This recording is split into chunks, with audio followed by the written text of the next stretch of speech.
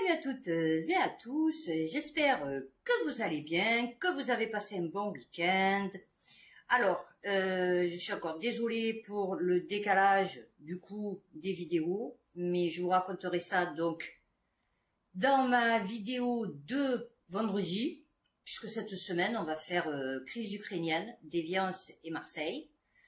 Donc je vous expliquerai pourquoi, le pourquoi du comment. Voilà. Mon ventilateur. Donc aujourd'hui on va commencer par crise ukrainienne. Alors déviance c'est pas voilà c'est pas rigolo, mais bon il faut en parler. Alors dans déviance bien sûr je mets tout ce qui est alcool, tout ce qui est déviant, viol et tous les trucs super top de notre société. Je sais pas si j'ai mis international dedans. Vous verrez bien. Et moi aussi. Du coup, avant de commencer, je voulais vous parler du coup. Ça y est, j'ai la voiture. Je suis trop contente. Bon, elle est moche, mais je suis contente parce que j'ai la voiture. Du coup, demain, on va partir avec mes enfants au restaurant. Parce que ça fait 3 ans, du coup, qu'on n'a pas fait une sortie tous ensemble. Ouais. Sinon, accompagnée de ma mère, puisque c'était elle qui avait la voiture. Donc voilà, donc très contente, et ma mère elle s'est pris donc la Ego X machin bidule chouette, donc elle a pas réussi à la démarrer. Elle a fait venir le dépanneur qui lui a démarré, il lui a expliqué comment le démarrer, parce que c'est au bouton vous savez. Et donc elle est venue hier et en fait elle est bien ma prochaine voiture. La fille. Pas dégueulasse. Ah ouais je vous dis moi je suis sans pitié maintenant. Ouais non franchement je vais être bien dedans. Ah ouais le top du top, écran tactile et tout, le son il est au top du top. Voilà, du coup, on s'est écouté RTL, mais je me doute que si je mets... alors en plus, vous pouvez connecter votre portable, donc ce qui tombe bien. Et voilà, donc j'ai la voiture, super contente. Et j'ai ma copine, la tendinite, qui est partie en vacances, puisque je n'ai plus mal depuis que j'ai pris ces médicaments que j'ai trouvés dans ma pharmacie et que j'ai arrêté. Et donc du coup, c'est nickel, parce que bon, j'ai mal, mais... ça va la nuit, je peux dormir. En tout cas, je ne peux pas dormir. C'est pas ça qui m'empêche de dormir. Voilà, il y a la chaleur, le bruit, le froid. Parce que le matin, j'ai froid. Parce que du coup, il fait chaud. Et puis sur le matin, il fait frais. Et j'ai pas de couverture. Donc j'ai froid. Et voilà. Bon, du coup, on va commencer donc crise ukrainienne. Parce que énormément d'articles. Alors comme d'habitude, je vais partir du plus ancien au plus récent et je ne vais pas... j'ai pris des articles que, bon moi, j'entends pas dans la presse. Dans le truc lambda là de BFM, machin, etc. Allez, on va commencer. Ah, c'est parti mon kiki. Alors, midi libre, tout comprendre. Pourquoi l'Ukraine n'arrive pas à obtenir d'avions de combat de la part de l'Occident? C'est-à-dire que si elle obtient, alors bon, je sais pas si elle en a obtenu depuis, mais si elle obtient des avions, j'ai peur qu'ils ne respectent pas la ligne, tu vois, le tracé de la frontière. Tu vois, et j'ai peur qu'il aille un peu trop à l'intérieur de la Russie. Et là, ça risque de chatouiller un peu Vladimir Poutine, tu vois. Ah ouais, j'ai bien la question. Pourquoi ils ne filent pas des avions? Parce que les avions, c'est pas comme les chars, tu vois, c'est en l'air. Donc du coup, c'est plus compliqué à intercepter. Et donc, s'il s'approche un peu trop de la Russie, à l'intérieur de la Russie, ça risque de chauffer grave. Oh, et ça, un truc de fou. Guerre en Ukraine. Alors, attendez. Vladimir, le beluga espion russe, a été repéré naviguant sur les côtes ouest de la Suède. Et au fait, je pense qu'il y a personne qui veut le tuer. C'est ça qui est bien. Ils sont pas cons ces Russes, hein. Ils ont pris une espèce super protégée en voie de disparition, tu vois. Ils lui ont foutu un putain de matos dessus, hein, avec une sable. Le truc, il se balade dans toute la mer.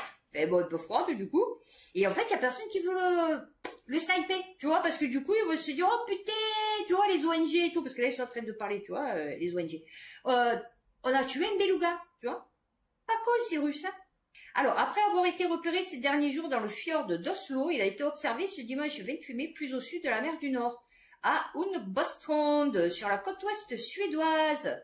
Après avoir passé 3 ans à descendre lentement du nord de la Norvège, tranquille, on m'a dit sa vie quoi, tu vois. Il fonce ces derniers mois vers le sud pour une raison inexpliquée. Ouais, ben ouais, il est con, hein. Nous ne savons pas pourquoi il se déplace si vite en ce moment. Ben peut-être parce qu'il en a reçu l'ordre. Eh ouais, parce que les Russes, ils parlent au beluga. Ah ouais, ils parlent au beluga, les Russes. D'autant qu'il s'éloigne de son environnement naturel. Âgé de 13 à 14 ans selon estimation, H. Valdimir. Alors, je vais vous dire pourquoi il s'appelle H. Valdimir. Ah, je l'avais, mais je me rappelle, je vois pas où il est. Bon fait.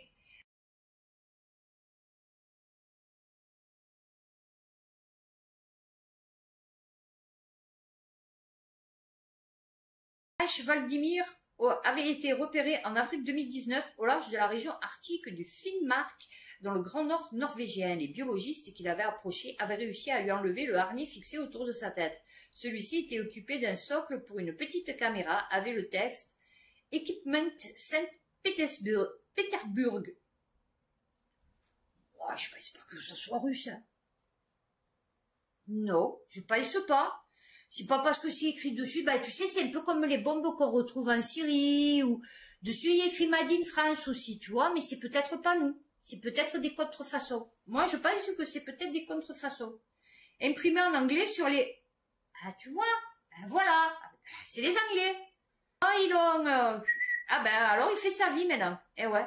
Ils lui ont pas mis un petit piou-piou que quand il est déchargé électrique. Eh ouais, non. Alors, semble en bonne santé, bah ouais, il fait sa vie, hein, en se nourrissant de poissons, attiré par les grandes fermes à saumon d'élevage en Norvège. Ma foi, mon gars, il est pas con, lui, hein. Ah, il va au resto.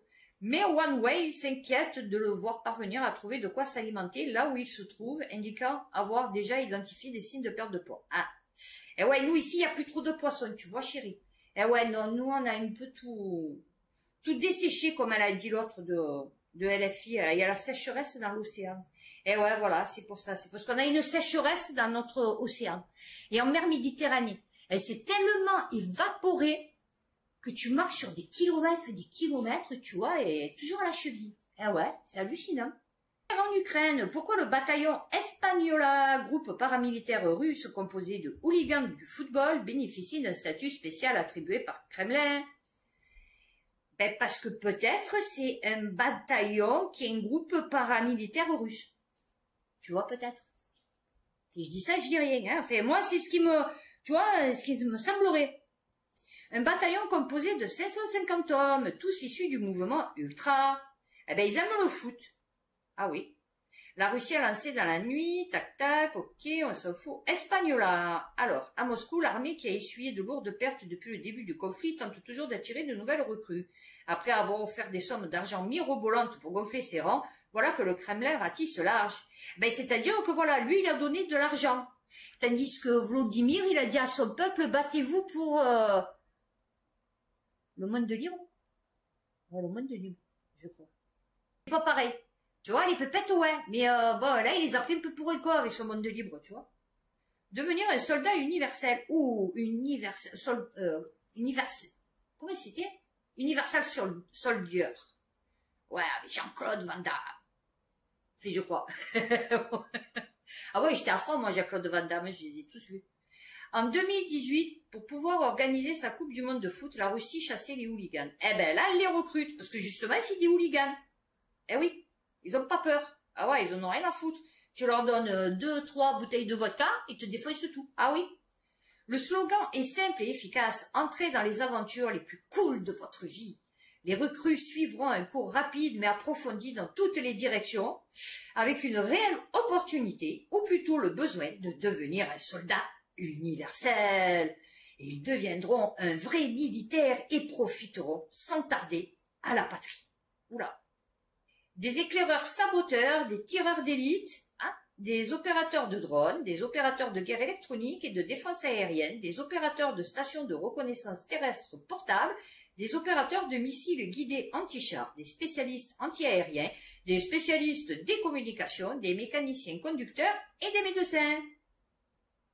Ah ouais, mais c'est des têtes, oh, les hooligans là-bas, en Russie, oh. Ah ouais, nous les nôtres, c'est pas les mêmes. Hein. Ah ouais, non, nous on n'a pas les mêmes. Hein. Ah ouais.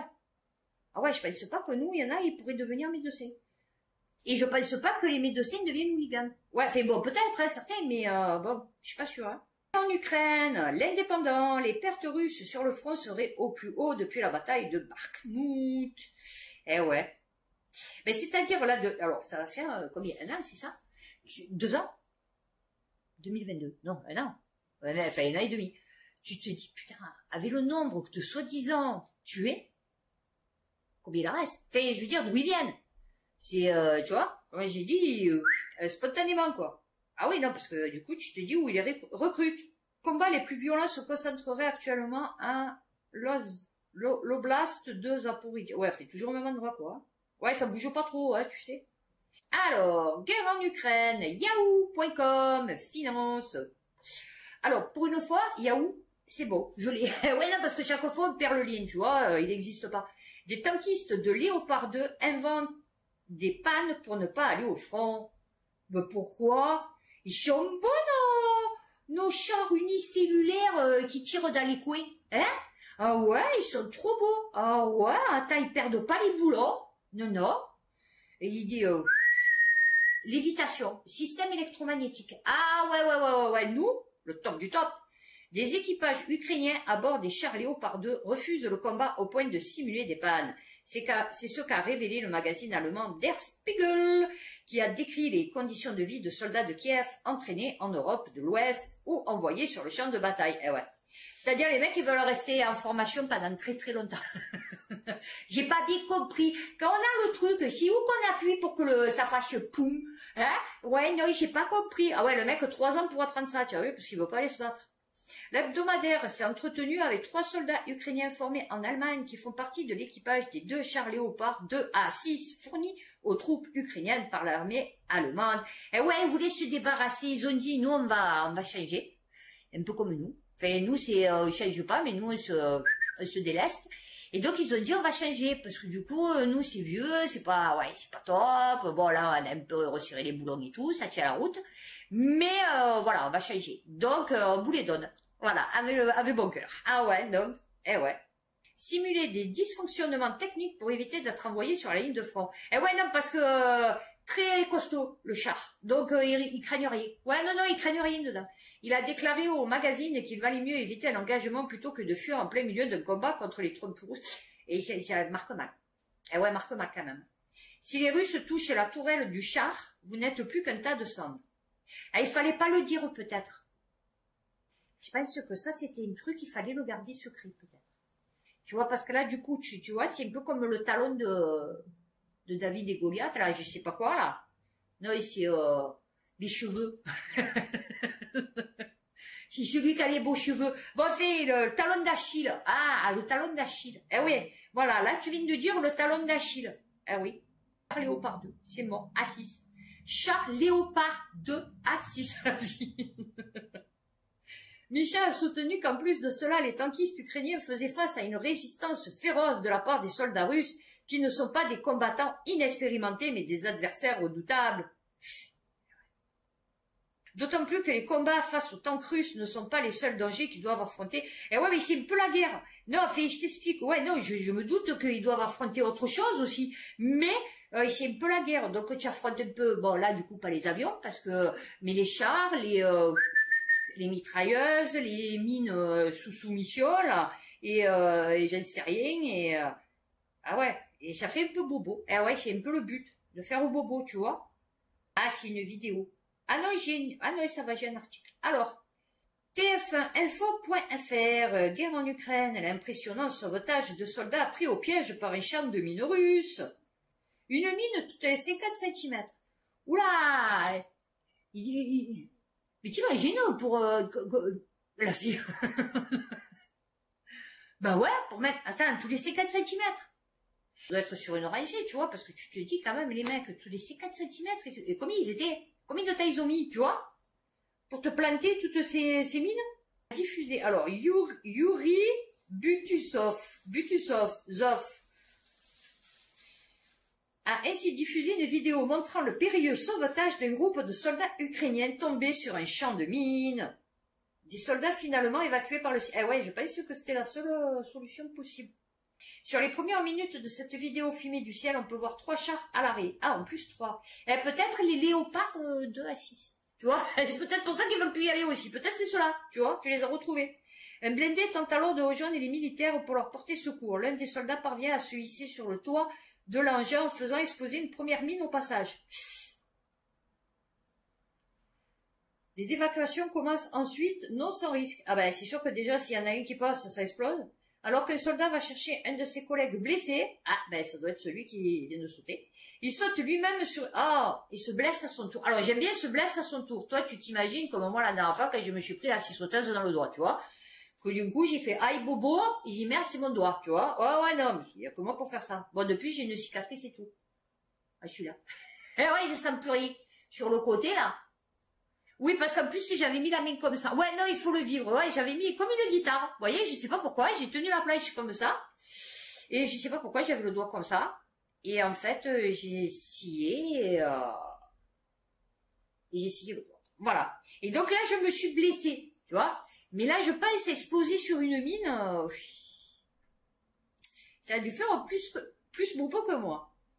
Le blindé se rapproche un peu plus afin de limiter la distance à parcourir afin de sécuriser l'opération sur une ligne de front qui est également surveillée par les forces russes. Oui, en plus, des fumigènes sont déclenchés. Ah oui, non, mais alors là, ils t'ont fait un système d'alarme.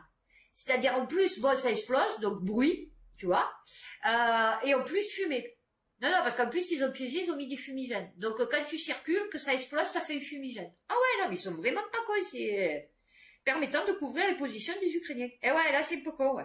Le char peut alors partir avec une première part. D'accord, première là, le char revient sur un terrain toujours autant miné. Ben non, moins 2, du coup, puisque alors qu'un soldat descend d'un blindé pour porter secours à l'un de ses compatriotes, il tombe lui aussi sur une mine et se blesse gravement. Ah, là, ils ont marqué gravement. D'accord. La première fois, pas gravement. Ok. Donc, 3 mines en moins. À ce moment-là, des fumigènes rouges sont craqués. Oh là, ça veut dire beaucoup. 100. Tu vois, voilà. Blanc, ça va. Les blessés légers. Rouge, oui, parce qu'il n'a pas précisé tout à l'heure. Non, mais lol. Afin de signifier aux forces ukrainiennes qu'un secours aérien... Ah non, d'accord, c'est eux. Ah ben oui, alors là, en plus des fumigènes, peut-être blancs, eux, ils mettent le fumigène rouge. Au moins, comme ça, on les voit pas. Le sergent-chef... Alors, vous ne pouvez pas imaginer l'ampleur, la rapidité et l'efficacité de leur mine. Ben là, on l'a vu, du coup, hein, parce qu'à l'espace de 3 personnes blessées, quoi, tu vois. Nous ne savons pas comment miner comme ils le font. Eh ouais, non, c'est chaud. Ça, c'est un peu comme, par exemple, le Stonehenge, tu vois. C'est le mystère, tu as vu. Le mystère. Ah oui, les pyramides.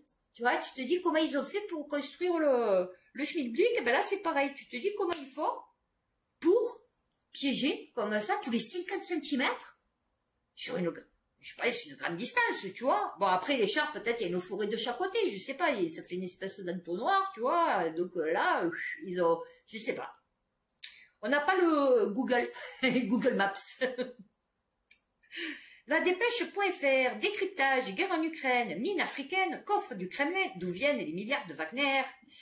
Et tu sais, quand il s'agit de faire à la guerre, ils trouvent les pépettes, hein, moi je te le dis. Ça, c'est un peu comme pour soumettre la population. T'inquiète, ils trouvent les pépettes, tu vois.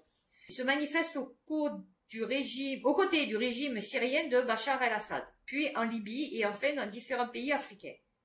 Alors, d'où viennent les pépettes? Du Kremlin. Eh ouais. Moi, je suis allée en Russie, c'était beau. J'ai vu le Kremlin, c'était magnifique. La place rouge. Bon, là, il a refaire, c'est encore plus beau. Ce qu'il y a, c'est ça, voilà, les genres de dictateurs, tu vois, mais à l'ancienne. Tu vois, comme Saddam Hussein, Kadhafi, lui. Je c'est un dictateur.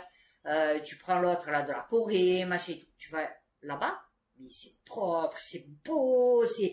Tu vois, les universités, machin, enfin, c'était le top, hein, autant de Saddam Hussein et de Kadhafi. Les méchantes universités, les mecs, c'était... Mais ils voulaient faire de leur pays un pays, tu vois, ils mettaient le feu à leur population. Mais le pays, tu vois, tu dis, ah ouais, tu vois. Que nous, non. Nous, c'est une espèce de trucs qui viennent, qui te défaussent le peuple, ils défaussent les pépettes, mais c'est pas pour que le pays soit plus beau. Tu vois, pour qu'on dise, ah ouais, tu vois. Non, non, c'est juste pour leur poche. Vladimir Poutine a reconnu mardi 27 juin 2023 avoir complètement financé Wagner et fourni près d'1 milliard de dollars au groupe paramilitaire entre mai 2022 et mai 2023. Le principal moyen d'enrichissement du groupe provient des opérations de mercenaires et de la propagande que le groupe exerce à l'étranger. Et ouais, ils sont payés. Quand les mecs ils te disent en Afrique, ouais, bon viens, Wagner, tu vas nous faire là un petit truc là, ouais, parce que lui m'a gonflé. Donc tu vas me faire un petit truc, ouais, comme tu veux. Voilà. Donc, en 2020, les États-Unis ont mis au jour un accord. Putain, j'aimerais bien. Ah, en parlant de ça, aucun rapport. Fait oui, un peu. Il est passé le jour du 14 juillet, il est passé le truc militaire. Non, mais lol, mais c'était à mourir de rire. Alors, il est passé une espèce de... C'était pas un char, hein, il avait pas les... Je crois qu'il avait les roues, avec un canon, vous voyez. Donc, un truc léger, je pense. Bon. Et, ok, le mec, il était habillé en orange fluo dedans. Une espèce de combi orange fluo. J'ai dit, putain, lui, on le voit pas, on le voit plus. Et après, ils étaient suivis de 3 camions. Alors, des espèces de camions, vous savez qu'il n'y a rien. C'est la plateforme derrière pour mettre des trucs. Et en fait, vous voyez qu'il venait d'être repeint à la bombe. Parce qu'il est passé le dernier. Et en fait, le dernier, il n'avait pas repeint. C'était des trucs qui devaient dater de au moins 40 ans, 50 ans. Ah ouais, au moins minimum. Hein. Et il y en a quelques-uns qui ont applaudi, qui étaient fiers. Ah ouais, les franco-français, ils étaient fiers. Oh ah oui, parce qu'il n'y a que les franco-français pour klaxonner, tu vois, quand il y a des trucs comme ça qui passent. Bon, voilà, c'était pour vous dire, notre défilé du 14 juillet était magnifique. Je sais pas pourquoi ils sont passés devant la maison. Pour montrer aux hordes de sarrasins que genre, attention, on a des camions militaires, tu vois. Mais tu le voyais que c'était fait à la bombe et tout, c'était dégueulasse. Bon, fait, à considérer comme rentable Endasima, qui c'est, lui? Des mines. Avec son potentiel estimé à 2,5 milliards de dollars et plusieurs dizaines de tonnes d'or. Eh ben là, je pense pas que ça soit des hommes adultes et robustes, tu vois, qui fassent travailler dans les mines. Je pense pas. Non, parce que comme ça creuse des petits trous. Eh ouais, comme des bébés top, tu vois. Ça creuse des bébés trous. Et puis c'est mieux parce que comme ça, bon, si ça meurt, c'est pas grave parce que la maman, elle peut en refaire plein. Eh ouais. En échange de ces services, les gouvernements passent des accords en leur proposant bien souvent des concessions. Ah ouais, ils s'en foutent. Bah ouais. Parmi eux, on retrouve la République centrafricaine, le Soudan, le Burkina Faso ou la Syrie. Ouais, des pays amis. Ah ouais, non, des pays amis, là. Si aujourd'hui Wagner est aux accès... Ah bah oui. Alors... Oh, ben ça va, on a le temps. Guerre en Ukraine. Oh. C'est ce qui a marqué hein, dessus, chaque fois, il y a écrit guerre en Ukraine. Non, en fait, c'est pas parce que chaque fois je répète, vous voyez. C'est parce que je lis le titre. D'ailleurs, très plus facile pour ranger. Tu vois, pour classer.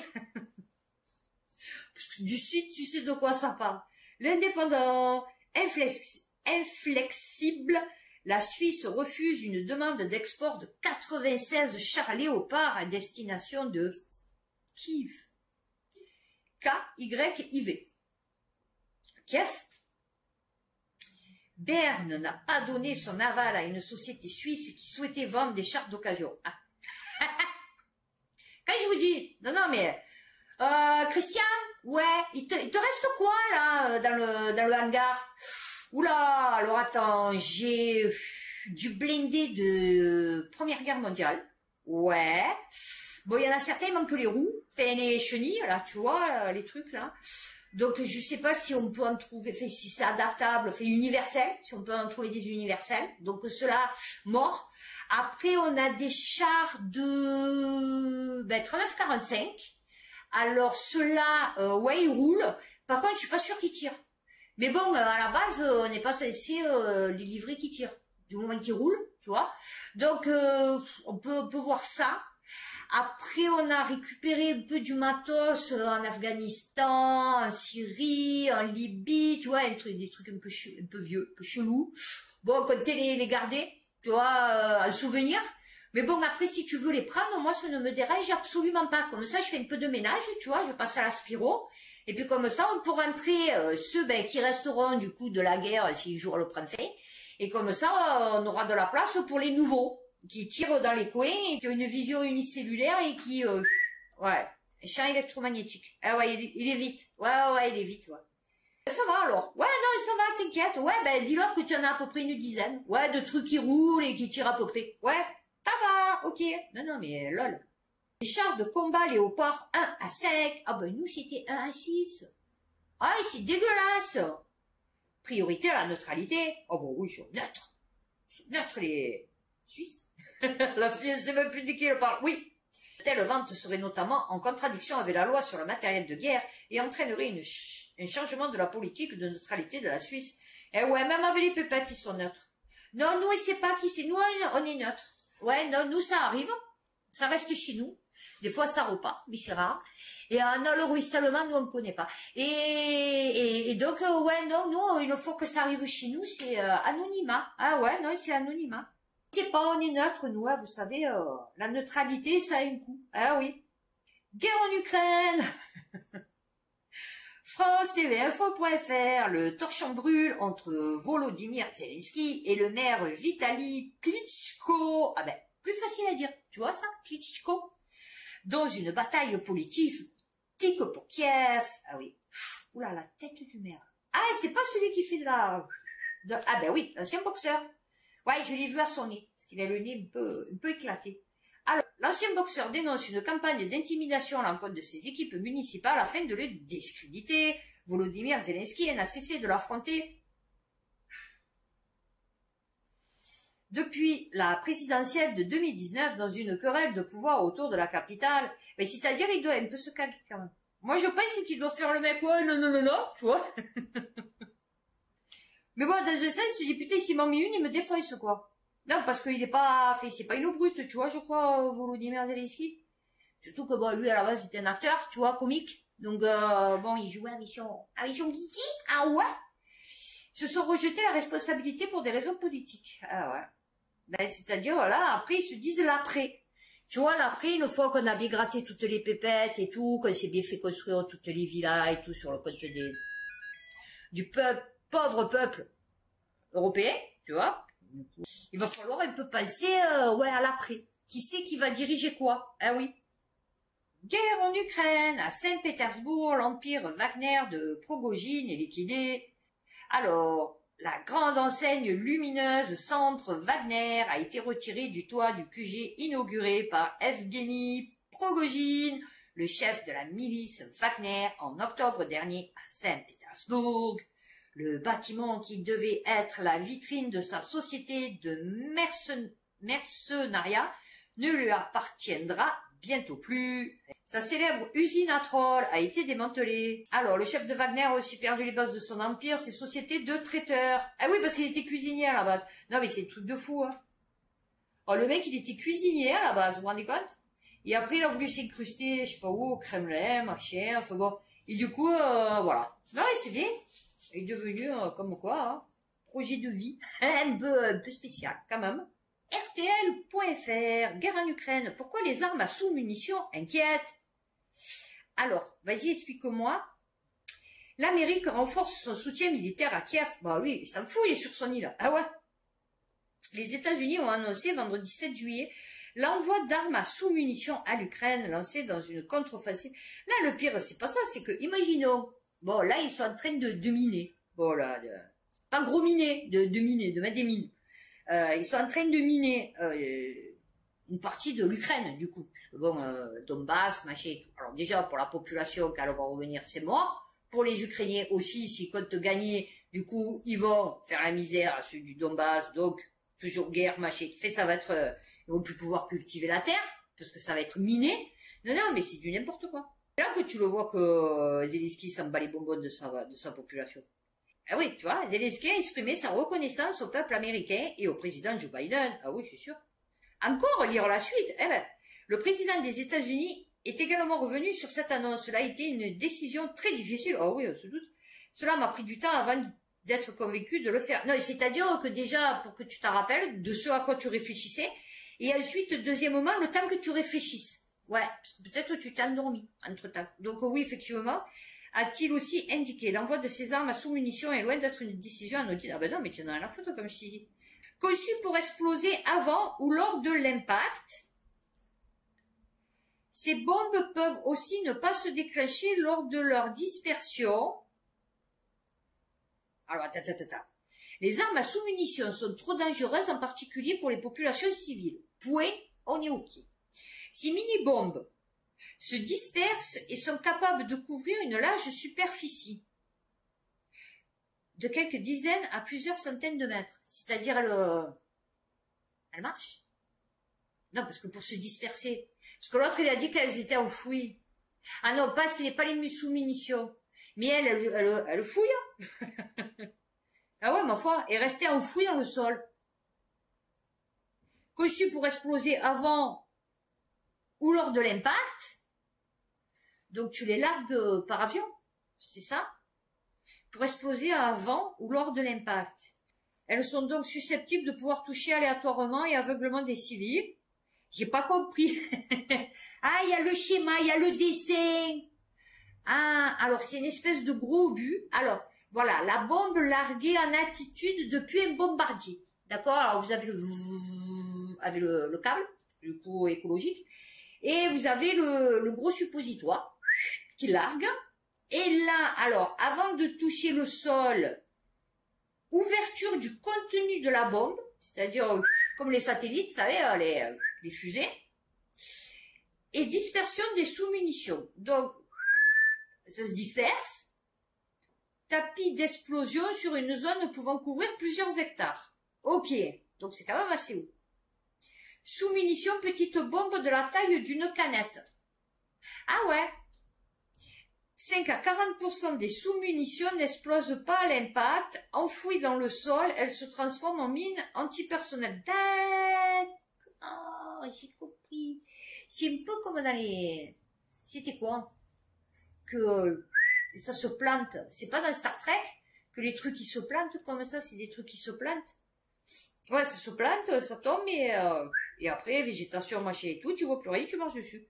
Voilà. 98% des civils des victimes sont des civils. En majorité des enfants. Ouais, ils les prennent pour y jouer. Eh, peut-être pour une canette. Eh ouais, peut-être pour une canette de coca. Va savoir. Taille les opins en rouge, hein. Ah oui. Oh, ben, tu sais, avec eux, on sait pas, hein. Genre dangereux, mais bon, du coup, les minots, ils croient que c'est des canettes. Eh ouais. Ah ben, ça tue les enfants. Ouais, mais ça fout les enfants. Ah, c'est pas grave, les enfants. Non. Géo.fr. Les attaques contre les mercenaires de Wagner à l'étranger se multiplient. Le groupe mercenaire Wagner est dans une situation difficile après l'échec du coup lancé par Prigogine. Ses activités dans le monde sont la cible de plusieurs attaques alors que nul ne connaît l'avenir de l'organisme. Ben ça y est, elle a fermé. Elle a tiré le rideau. Mais bon, du coup, tandis que le général Sourovikine, au courant du coup avant son début, aurait été arrêté.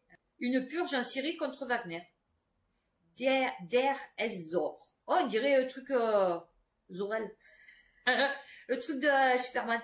Si Russia Today, ouais, n'importe quoi je dis, parle des mesures de précaution, le reste de l'Empire Wagner a également été visé ailleurs qu'en Syrie. Le groupe est présent en Centrafrique, Mali et Burkina Faso à des degrés divers, de même qu'en Libye, où une base a déjà été attaquée le 29 juin 2023. Oh bon, je savais pas. Et les positions des mercenaires en Libye déstabilisées. Ah oui. Non, mais ça va, ils veulent se remettre, tu vois. Voilà. Bon, mais écoutez. La fin d'un truc, là aussi. Énormément d'articles. Je vais pas pouvoir tous les faire. Donc, guerre en Ukraine. Poutine assure que la Russie dispose d'une bonne réserve de bombes à sous-munitions. Ah bah, lui aussi, si, bien sûr. Ah ouais, parce que Biden, il a dit, ouais, armes à sous-munitions. Et lui, il a dit, ouais, mais moi aussi, j'en ai. Ah, tu crois que quoi, que moi, j'en ai pas? Ah ouais. Les États-Unis ont annoncé qu'ils allaient livrer prochainement des bombes à sous-munitions à l'Ukraine. Ces armes controversées sont interdites dans de nombreux pays. Ah oui. Ben pas en Ukraine du coup. Et ouais non parce que alors les États-Unis demandent, font des décrets, des lois, machin et tout pour justement faire le monde genre international, pour genre interdire. Mais eux ils les fabriquent. Tu vois c'est paradoxal ça aussi. Tu vois un pays qui fait partie d'un accord, d'accord, qui signe un accord sur par exemple la non-prolifération des armes nucléaires ou de ça, là, des armes mines antipersonnelles, et en fait, il les fabrique. Le président... bébé. Le président russe Vladimir Poutine a affirmé ce dimanche que son armée disposait d'une bonne réserve d'armes à sous-munitions en menaçant de l'employer sur le front en Ukraine si Kiev utilisait ce type d'armes. Eh ouais. Ouais, tu vas les mettre ou tu vas pas les mettre? Ouais, tu veux les mettre. Ah ouais, tu veux les mettre. D'accord, pas de problème. Moi aussi, je vais mettre les miennes, tu vas voir. Eh ouais. D'éventuelles mesures de représailles. En Russie, il y a de bonnes réserves d'armes à sous-munitions de différents types. Ah bah oui, parce que eux, ils ont plusieurs types. Même si elles sont utilisées contre nous, nous nous réservons le droit à des mesures de représailles. Ah bah oui, c'est sûr. Je doute, hein. L'armée ukrainienne utilise par jour de combat jusqu'à 5000 ou 6000 obus de 155 mm. Or, les États-Unis en produisent 15 000 par mois. Ils en ont pas assez et l'Europe n'en a pas assez non plus. Ils n'ont rien à proposer de mieux que d'utiliser des armes à sous-munitions. Eh ouais, ben ouais. Ces armes sont interdites dans de nombreux pays, notamment européens. Eh ouais, non, mais tu vois, la convention d'Oslo. Ben ouais, mais nous, on les produit, donc il faut bien qu'on les vende à un moment donné. Tu vois? Mais pas chez nous. Ah ouais, non, mais attends. Guerre en Ukraine, la dépêche.fr, nous avons fourni des blindés vieillissants et peu adaptés, les réserves d'un sénateur sur l'aide militaire de la France. Ben ouais, ce que je t'ai dit. De retour en Ukraine, sur le terrain, on se rend compte d'un certain nombre de carences. En parlant avec les soldats, j'ai senti beaucoup moins d'enthousiasme pour les blindés légers AMX-10 RC livrés par la France, alors que les chars Léopard envoyés par la France que pour les chars Léopard envoyés par les Allemands. Eh ouais. Ah ouais, je t'ai dit, on a pris tous les trucs les plus pourris, on leur a donné. Nous avons fourni du matériel vieillissant, peu adapté, sans pneus de rechange. J'étais pas loin tout à l'heure, tu vois. Quand je disais celui-là, il a pas de chenille. Ben eux, ils ont pas de pneus. Ni de système de leurre avec des boîtes de vitesse qui ne fonctionnent pas. Oh, ils peuvent pas changer les vitesses. Ah ouais, ils sont toujours en première. Ouais, il y a du monde derrière. Ouais, je sais, mais bon, du coup, on peut pas changer les vitesses. On n'a qu'une vitesse. Donc, ce sont des chars unicellulaires qui tirent dans les coins, mais qui perdent les boulons avec une vitesse. Oui, c'est bien. Ils ne sont pas inutiles, certes. Non, ouais, non. Enfin, ils permettent un peu de protéger, on va dire, les soldats. Mais, bon. Mais c'est loin d'être du matériel de déjà... Bah ouais, on n'en a pas du matériel de dernière génération, chérie. Dans quel état d'esprit se trouvent les combattants? Ils savent pourquoi ils se battent. Ah, ben, c'est déjà pas mal. Ils sont sensibles au fait que leur hiérarchie ait le souci de préserver un maximum de vie humaine. Ah oui, non, ça s'est vu depuis... Ben, c'est-à-dire que du coup... Qu'est-ce qu'ils doivent leur dire pour que ça dure autant de temps, tu vois? Non, mais il faut vraiment... quelle analyse faites-vous du rapport de force sur le terrain? Alors, les Russes ont multiplié les lignes de défense avec des tranchées, des bunkers, des dents de dragon, des mines anti... Ah, c'est comme nous, les dents de dragon? Comme ça, on voit que là, les Ukrainiens, ils ont peur avec les chars, ils disent « Oh là là, mon Dieu !» Tout avancé est rendu très difficile. Non, mais ça va, ils vont s'en sortir. Alors, quel enseignement avez-vous tiré de ce voyage? Nous avons le devoir de les aider. Eh ben oui, ben c'est-à-dire qu'on aimerait bien. Enfin, on aimerait bien. Enfin non, moi personnellement, pas spécialement. Mais je veux dire, mais c'est qu'on n'a pas les, pépettes, hein. Guerre en Ukraine, acte de cruauté, chantage, la communauté internationale dénonce la suspension de l'accord céréalier par Moscou, la dépêche.fr. Alors. D'accord, accord céréalier. Voilà, on va finir par les céréales. Ce lundi 17 juillet, à quelques heures, il a dit non. Voilà.